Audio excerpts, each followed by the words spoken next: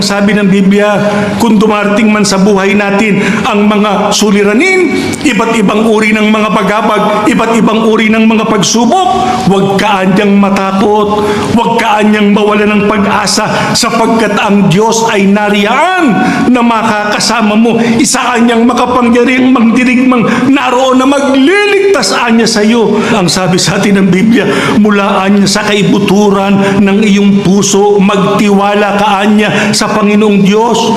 Huwag mo anyang piliting unawain sa iyong sarili ang lahat ng mga bagay. Ang sabi sa atin ng Biblia, pakinggan mo ang tinig ng ating Panginoong Diyos sa lahat ng bagay na iyong ginagawa. Kailan ba natin naririnig ang tinig ng Diyos, mga kapatid? Sa panahon ng pagsamba. Oo.